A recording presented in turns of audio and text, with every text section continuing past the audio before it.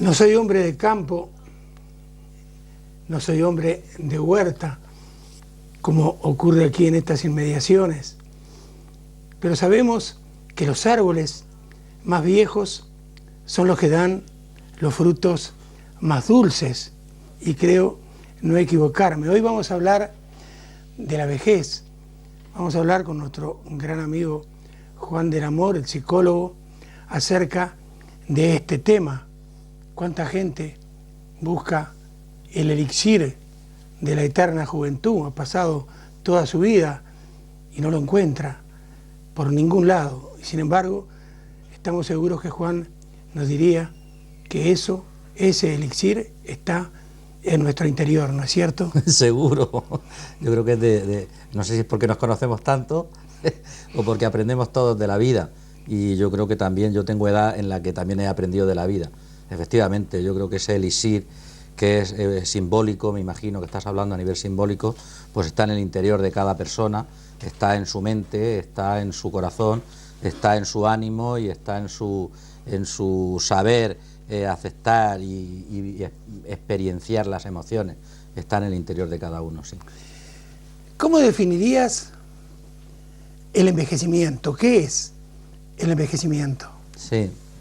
Bueno, si a la persona se le ve y se le valora como tanto desde que nace hasta que muere como un ciclo vital, pues dentro de este ciclo vital de vida, pues pasamos por varias etapas.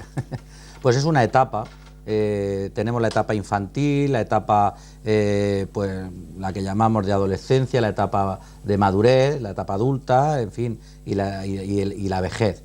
Entonces forma parte de las etapas de nuestro ciclo vital, en el cual pues hay unos cambios, hay unas afecciones a nivel fisiológico del organismo, del cuerpo, hay otros cambios a nivel psíquico de nuestra mente, de cómo vemos la vida, de cómo vemos los valores, de cómo nos afectan los acontecimientos, y luego pues también hay unos cambios a nivel social, es decir, en esa etapa las características que tiene pues están relacionadas a nivel físico, a nivel psicológico y a nivel social. Son etapas características, es una etapa con unas características propias, aunque conforme vayamos hablando veremos que diferenciales también. Algo que se me ocurrió en este momento, a través de la historia del ser humano, el respeto a la vejez, a los viejos, ¿ha sido siempre el mismo? Yo, fíjate, más que por historia, que también es muy importante esa variable, yo creo que es más por culturas, porque es verdad que hay algún tipo de cultura como la nuestra que la atención, el respeto a la vejez ha ido cambiando, ha cambiado. Y yo, por ejemplo, te puedo decir, y creo que en esto coincidiremos la mayor parte de personas que tengamos cierto grado de sensibilidad, que aquella sociedad, aquella cultura, aquel pueblo que no respeta al anciano, que no respeta la vejez, que no respeta a la anciana, que no lo tiene en cuenta, es una sociedad que se deteriora, es una sociedad que no tiene razón de ser, es una sociedad materialista, y es una sociedad que de alguna manera se está tirando piedras a su tejado, porque hay que entender que en el mejor de los casos debemos de llegar a ese estado de ancianidad.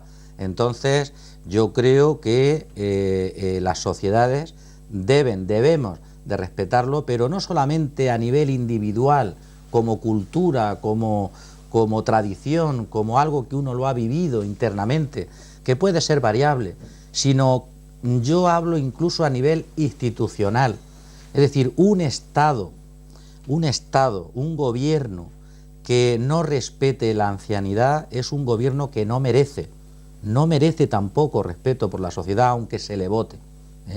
Unas leyes que no respeten la ancianidad son leyes baldías, son leyes inhumanas. Entonces yo creo que ha sido más bien característico de algunas culturas. Todos sabemos, porque lo habremos visto en la tele, se ha leído, Me refiero con respecto a culturas externas a nosotros, algunas culturas en donde la vejez ha sido algo sagrado. Lo que ha dicho el Consejo de Ancianos era ley, era palabra de Dios, era algo que no se cuestionaba, incluso a quien se le pedía opinión, a quien se le pedía consejo. No yéndonos tan lejos, cada uno tendrá su experiencia propia. Tú la tendrás, yo la tengo.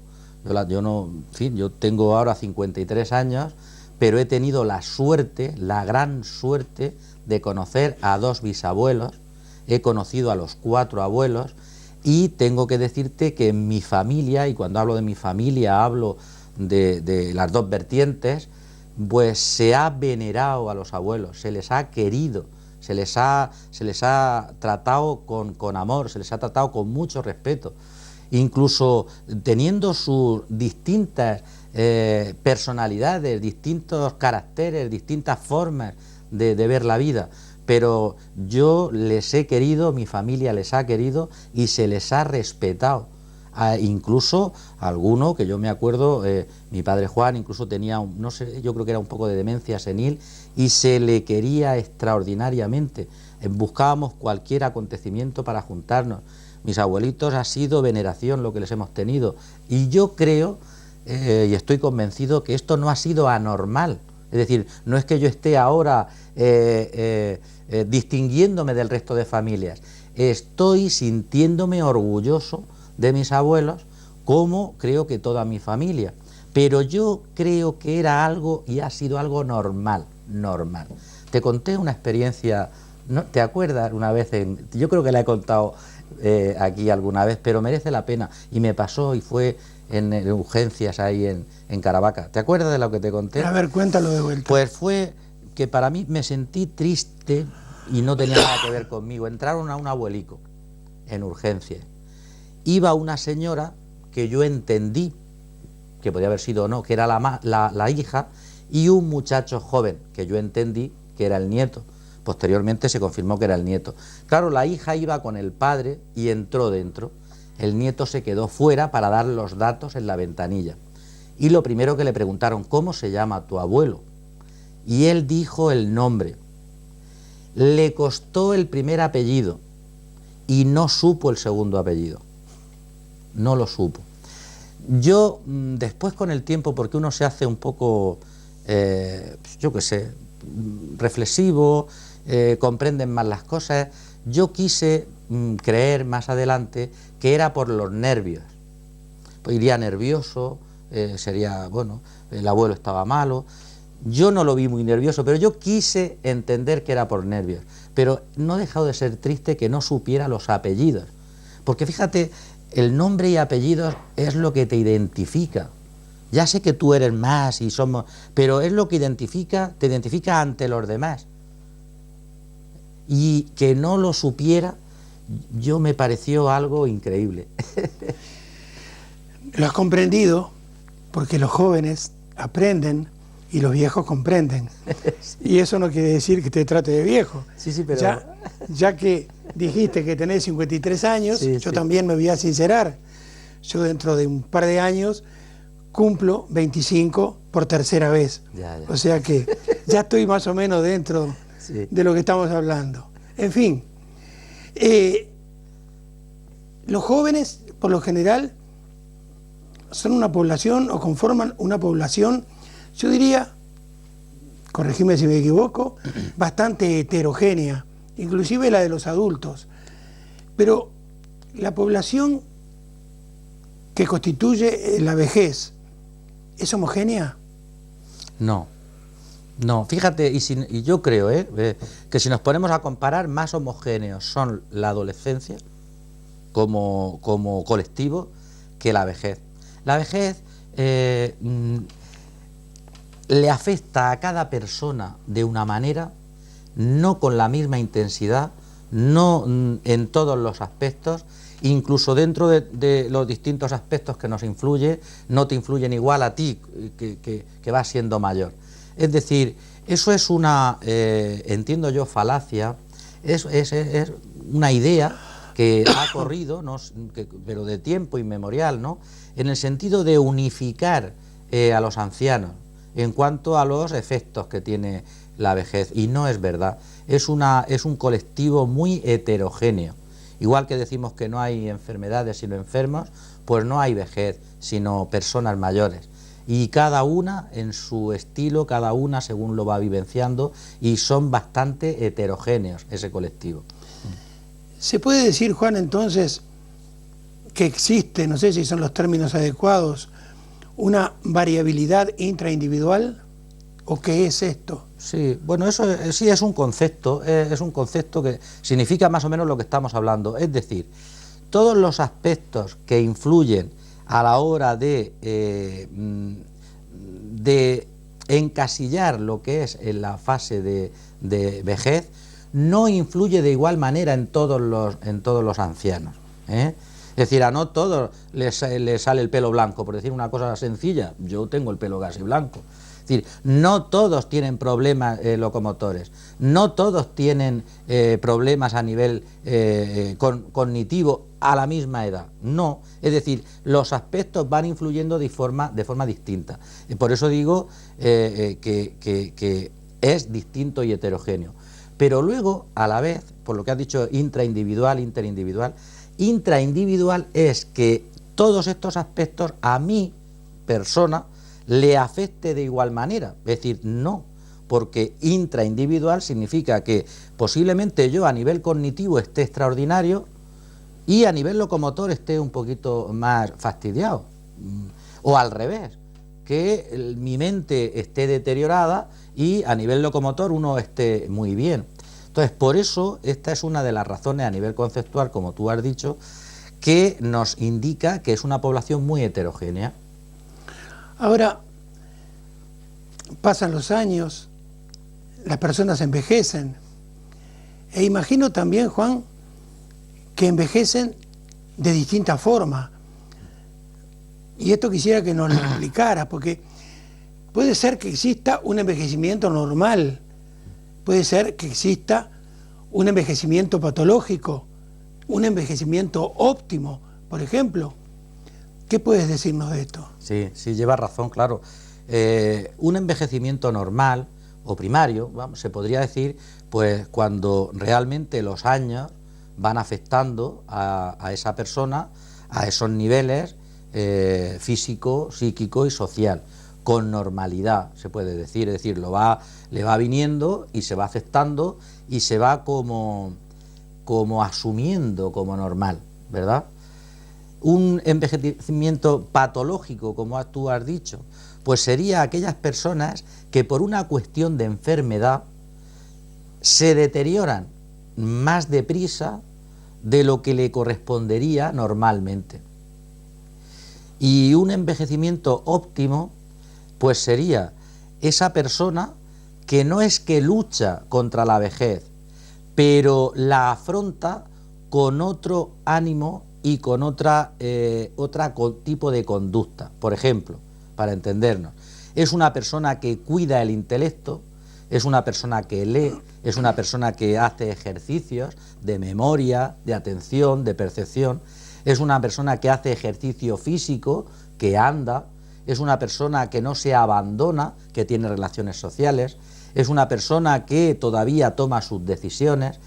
Es decir, no estás luchando contra la vejez, pero estás ayudándote a tener una vejez en estado óptimo. Entiéndase, no ha sido afectado por ningún tipo de enfermedad grave, ¿eh?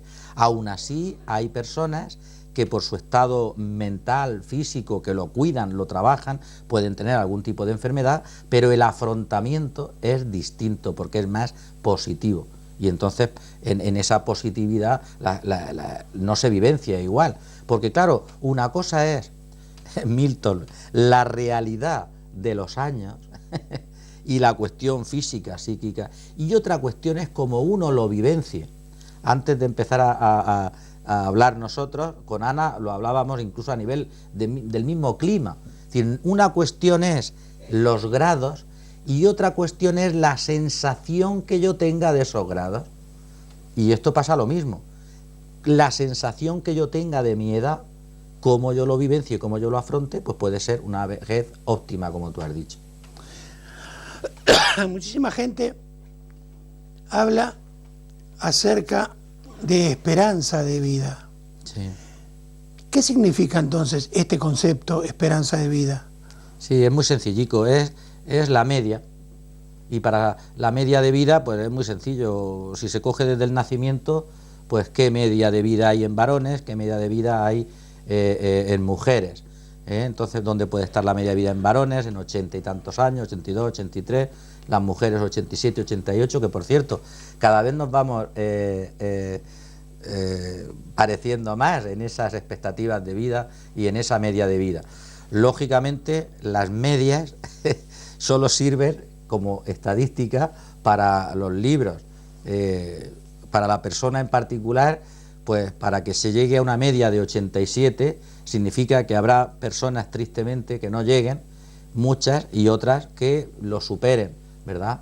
Entonces, pero bueno, la media ahora mismo, lo que es la esperanza de vida es la media de años que se vive, tanto en hombres como en mujeres, por separado, porque ahora mismo hay cierta diferencia. ¿Cuáles serían entonces, en tu concepto, las principales características que adornan el envejecimiento? Pues hombre, a nivel general, primero que es universal, es decir, en principio, y como es una frase que nos entendemos, Dios quiera que todos pasemos, es decir, todo el mundo normalmente suele pasar, excepto bueno, algunas situaciones particulares, ¿no?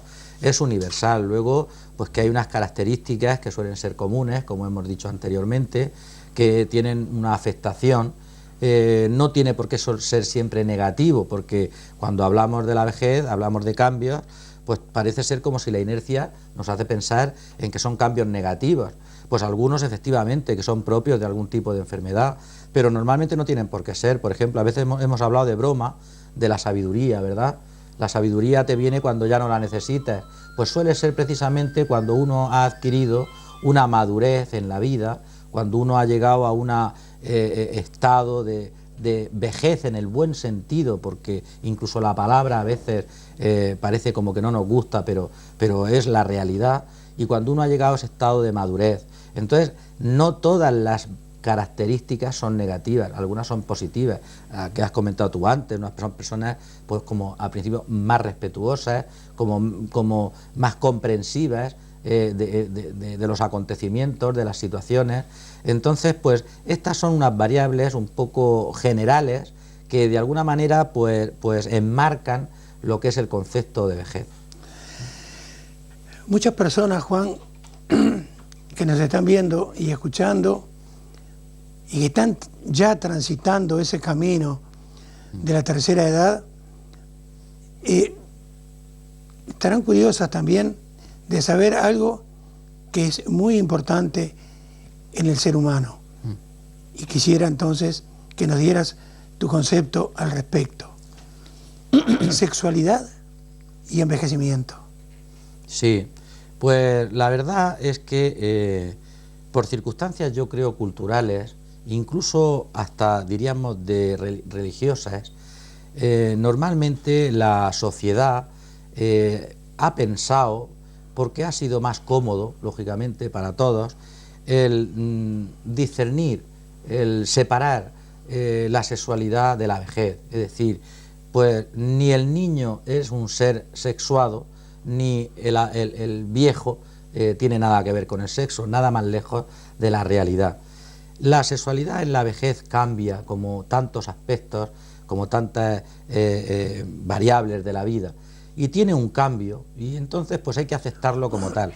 Hay que quitarse de la cabeza, porque no es verdad que el anciano, que la anciana ya no tenga interés por el sexo. Eso no es verdad.